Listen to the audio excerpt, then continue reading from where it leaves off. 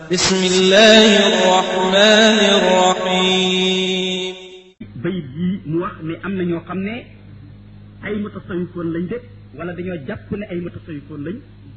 ba nekk ci pratique bu wuute ak pratique bu diine islam ba noppi jot ni ñoom la ñu nekk lu moo gën a rëy lu nekk mu ne ndax bu fekkee li muy laaj am na ñooñu la ci sëñ bi jublu wala déet ñaareelu laaj bi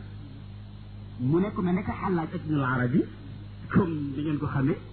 ñu bari ci bindikat yi ak jullit yi ñoo dem ba takfiir leen jàpp ne duñu ay jullit wala génn nañ diine islam ngir seen yenn wax yuñ daan wax muy laaj nag ba xam Cheikh Ahmadou Bamba moom ban mooy position ci ñooñu muy àllaaj ci ak Ibnu Arabi ak est-ce que seen tur rot na ci biir téere sëñ bi wala déet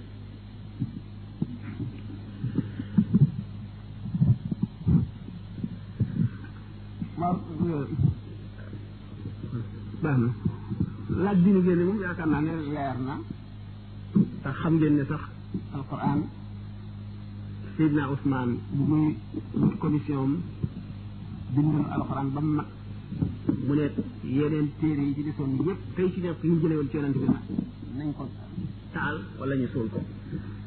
ba bu sax bi Seydina Aliin bind ci loxoom radiallahu taala anhu boo demee Misra te jàkka Omar ibn al-As ki nga xam ne fa la Seydina Xuseenu bopp ba nekk daañu la mën a wan boo neexlee daañu la wan kaamil bi Seydina Aliin bind nañ ko doon bindee kenn jàngee di ko ndax ndigalal Seydina Ousmane ndax bu mu koy digle moo nekkoon amirul muminin te ñëpp war nañoo topp ndigalam ba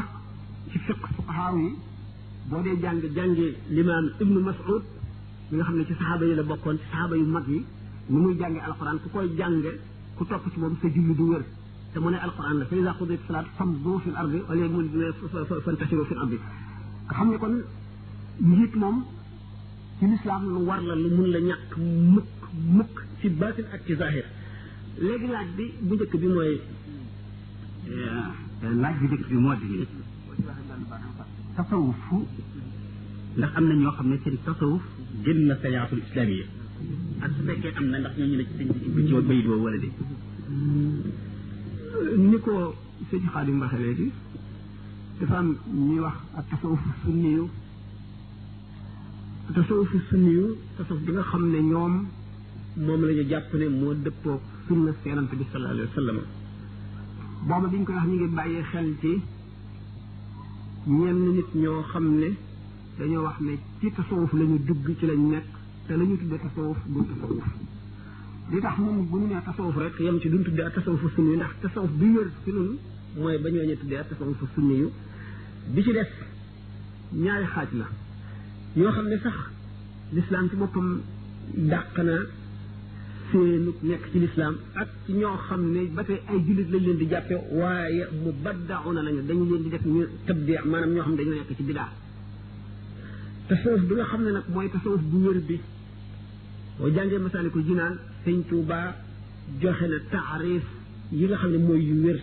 maanaam définition yi tudd ponk yi